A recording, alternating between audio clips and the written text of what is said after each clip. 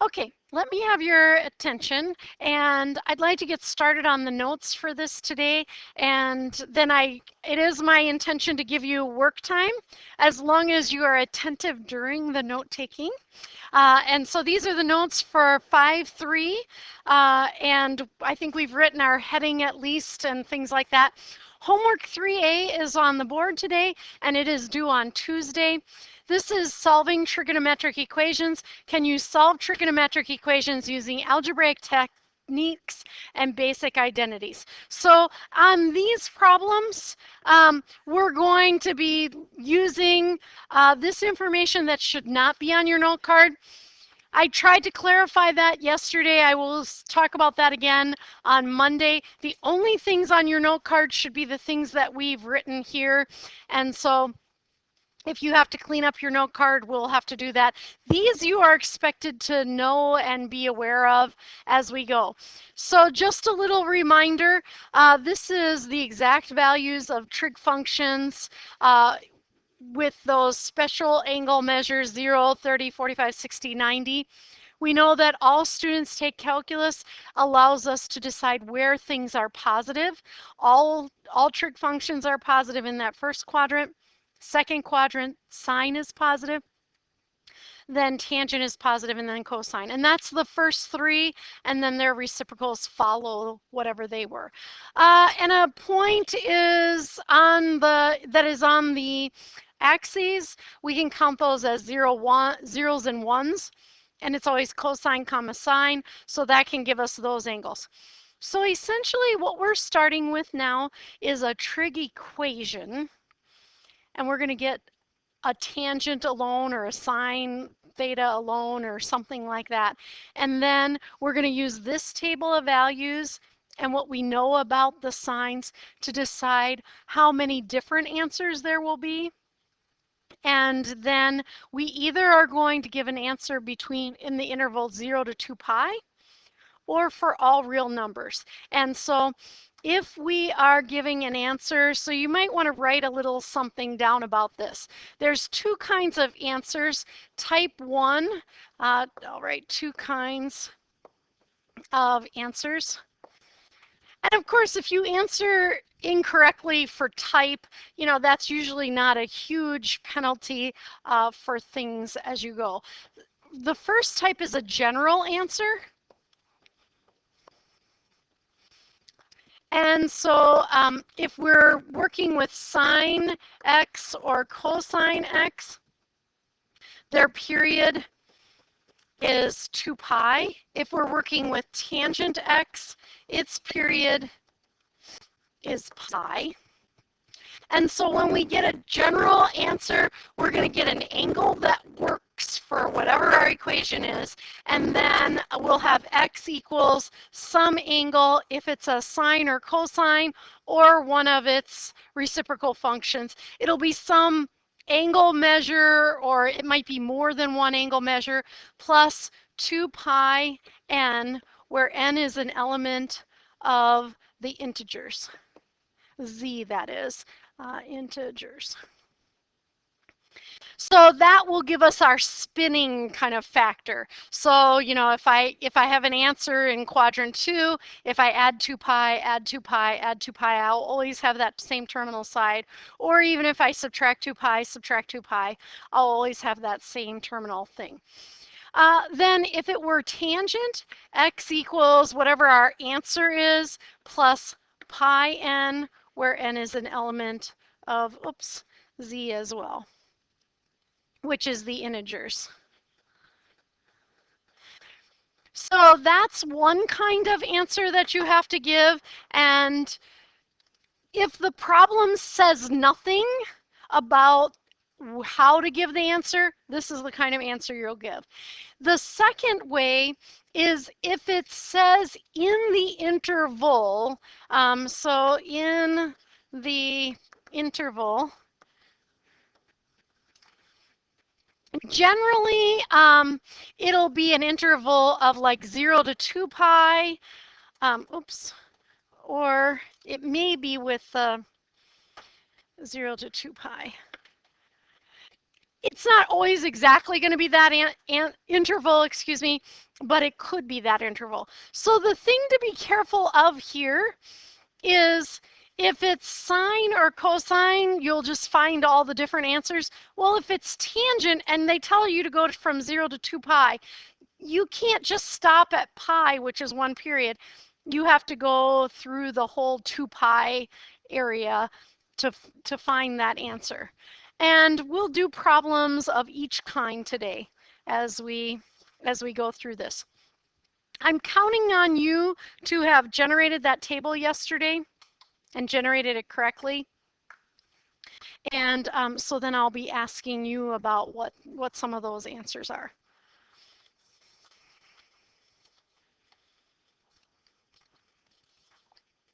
The thing you might like in this area is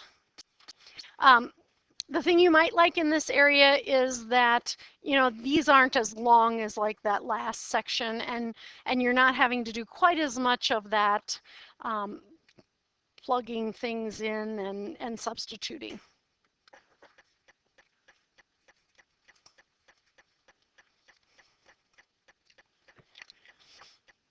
One strategy I'll give you, because you're all good at solving algebra equations. So we all know how to solve something like, you know, 5x plus 2 equals 7, right? Subtract 2, divide by 5, you've got x. We all know how to solve x squared plus 5x plus 6 equals 0. We set that into 2 sets of parentheses, x and x. 3 and 2, plus and plus, x is -2, x is -3. Oh, and I didn't show that that one's x equals 1 for that first one. And we also know how to do this. Let's see, x squared plus 2x equals 0. What would you do to solve that?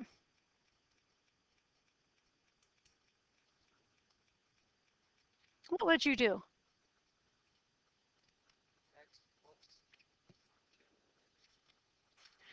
Okay, you're making it too hard. There's a common what? There's a common factor of x. So what you really should do is factor that out, and that's x out in front times x plus 2 equals 0. Give me a head nod if that made sense to you. You know, so maybe we just had to remember that. Good thing we went over this one. So for this one, the answers would be x equals 0 or x equals -2. And so we do sometimes have to factor things out. And I'll just solve that one real quick. We'd subtract 2, 5x equals 5, divide by 5, and x equals 1.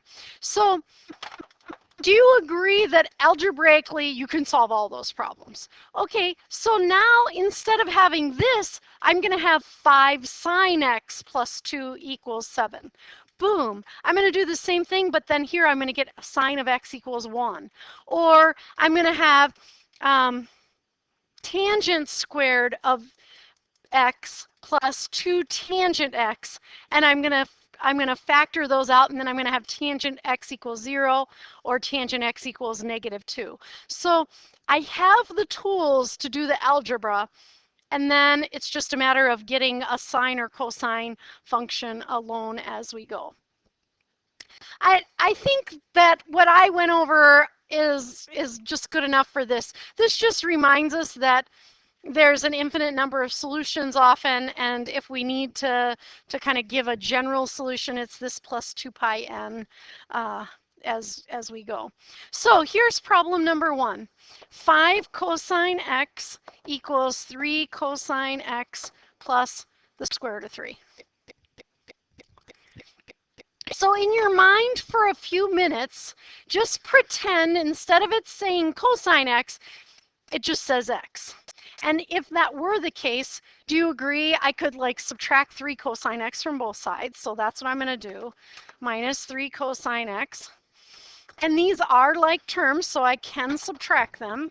So 5 cosine x minus 3 cosine x is 2 cosine x equals the square root of 3 over there. Just like ordinary, I want to just divide by 2. And cosine of x equals the square root of 3 over 2. What you're going to notice is these, at this point, that answer very often is going to be right off that table of values that you can generate. So look at that table of values now, and we know that we have to consider our quadrants and where the cosine of x is the square root of 3 over 2. Am I right in thinking it's pi over 6? Okay, so I wasn't given any interval. Let me go back up to the original problem. Any interval or anything like that. So my answers I know now are going to be that type 1 answer. General form plus 2 pi and it's cosine, so that's what I'm going to do. So next I'm going to just draw my little coordinate axis. All students take calculus. And this is how I'm going to figure out where my answers are and kind of what my answers are. I already talked about the fact that my reference angle is pi over 6. I just get that from the table. And it's positive square root of 3 over 2. So I'm going to be in this first quadrant. So that's one of my answers. In the second quadrant, only sine is positive. Then only tangent is positive. So my other answer is going to be right there. And my reference angle is right there, but for these, I'm going, my first reference angle is pi over 6, that's that one. My second reference angle goes from that positive x-axis all the way around here. I know that's pi over 6, so it's like going all the way around 2 pi minus pi over 6. And so my second angle is going to be 11 pi over 6, I think. So my first answer is with that reference angle, pi over 6 plus 2 pi n.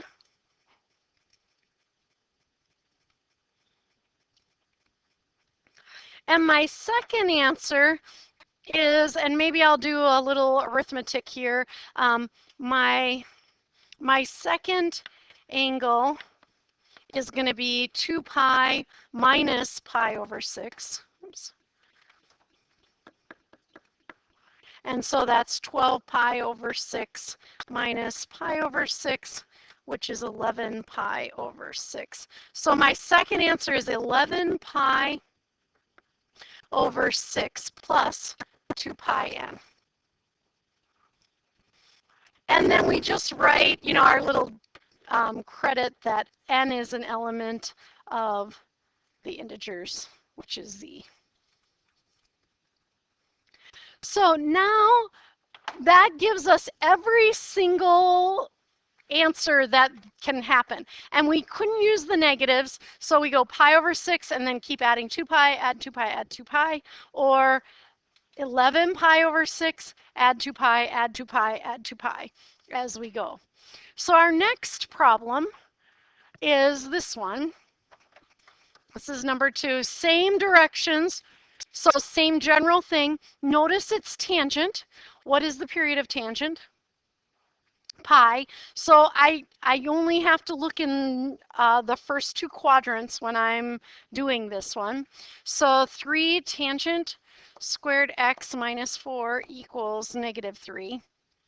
Again, just treat that tangent squared x at first just like it's the variable. So we know well how to do this. I'll add 4 and I'll get 3 tangent squared x equals 1. I'll divide by 3 on both sides. Tangent squared x equals 1/3. And I'll even square root both sides. So when I square root both sides, keep in mind I get that plus or minus, yeah. So the tangent of x equals plus or minus the square root of 1/3. What is the square root of 1/3 as in simple radical form? No, you're squaring. What's the square? So it's like the square root of 1 plus or minus the square root of 1 over the square root of 3 plus or minus 1 over the square root of 3. What do I have to do? Rationalize the denominator. Square root of 3 over 3. So the tangent of x is plus or minus the square root of 3 over 3. Is that on your table of values?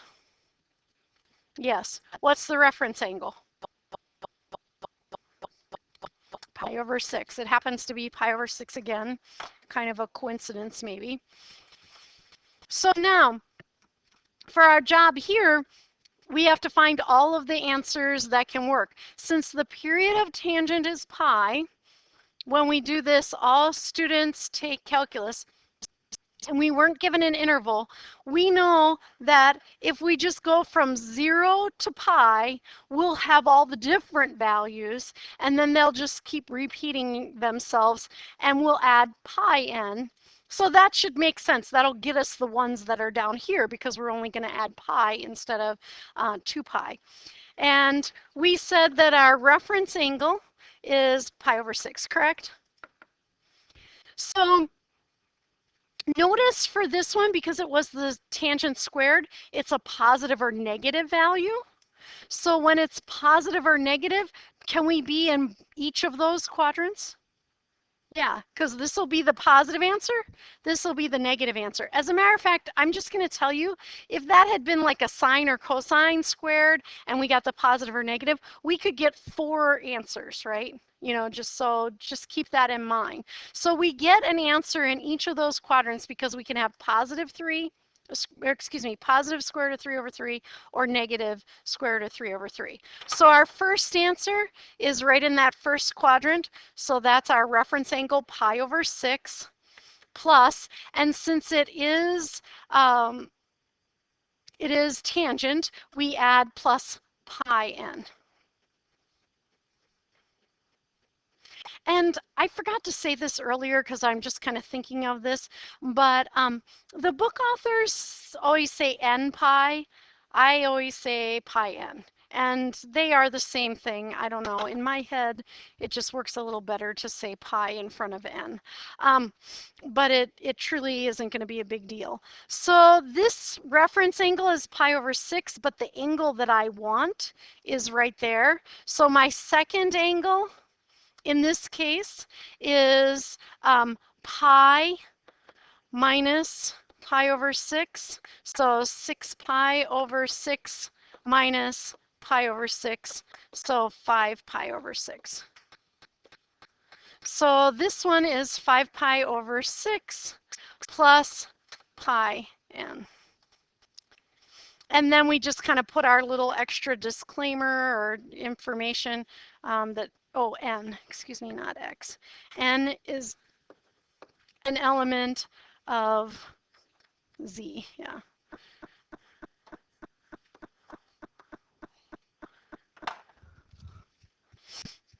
So those are our first 2 problems, and that is for general answers, right? That's type 1 general answers, and that's when we're adding this. For type 2, we're just giving the answers in an interval, so we just don't put the plus pi n and n as an element of the integers.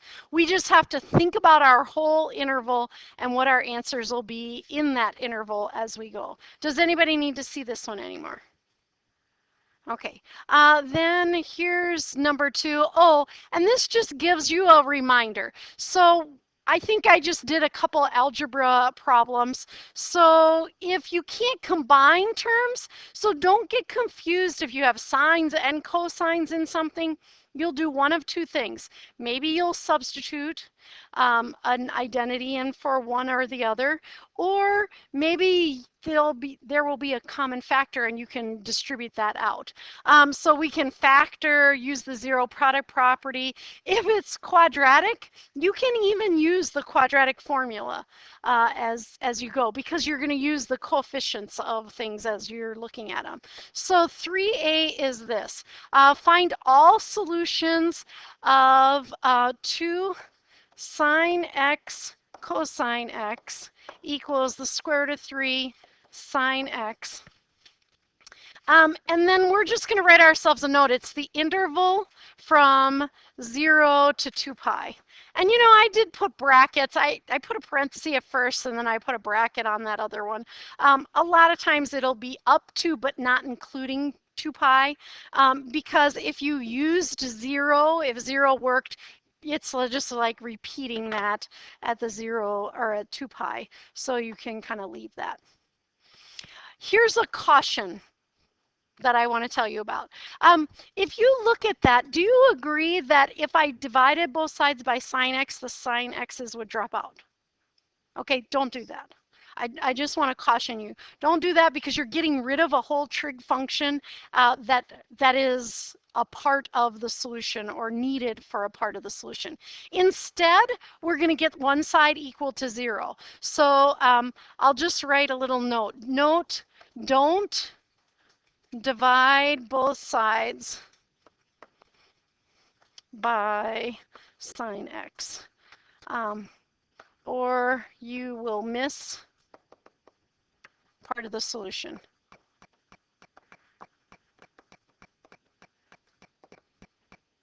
So there's just a little note. So instead, I'm going to get one side equal to 0. So get one side equal to 0, and then I'm going to use the 0 product property. So to do that, I'm going to subtract the square root of 3 sine x from both sides. This time, I can't actually do that subtraction. If you look back at that first one, you know, that subtraction worked because they were exactly the same. This, I'm just going to write the long stuff. 2 sine x cosine x minus the square root of 3 sine x equals 0. Now, sine is a common factor. Do you agree? So now we're going to divide out or factor out the sine of x. So we'll have sine of x times, this will be 2 cosine x minus the square root of 3. And that's all equal to 0.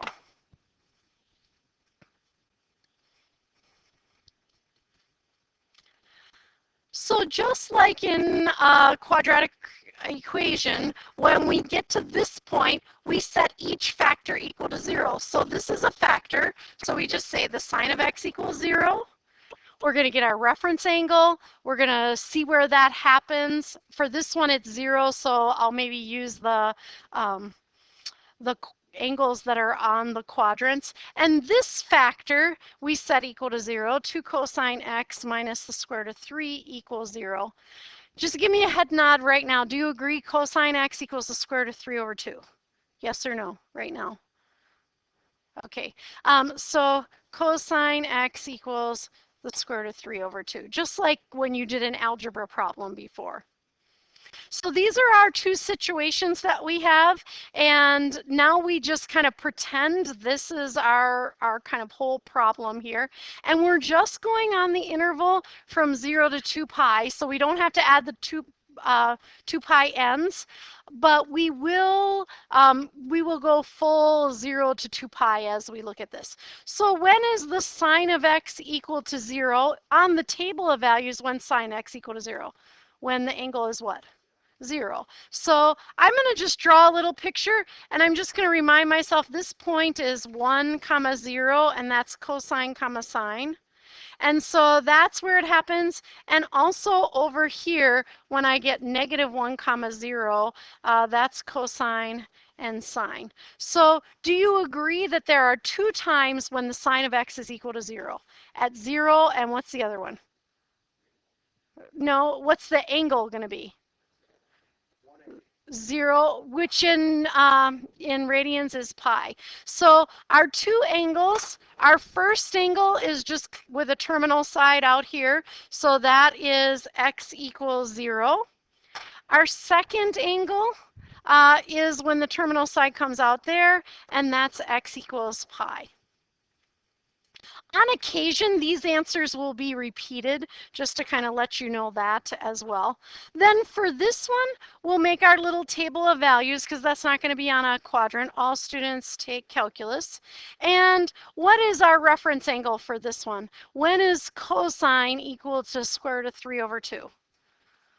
Pi over 6. And okay, so the book authors put a lot of problems in the notes that have pi over 6, but I think maybe that's because they just want you to kind of think about where these are. The reference angle is pi over 6. And since cosine is positive, I'm going to be in this quadrant, not here because cosine's negative, not there because cosine's negative, and I'm going to be in that quadrant. So my first angle is just pi over 6. So x equals pi over 6. And then for my second angle, I'll be down here, but I'm going to go from there all the way to here. So my second angle for this one is 2 pi minus pi over 6. Oh. And so 12 pi over 6 minus pi over 6, and that's 11 pi over 6. So I get another one of x equals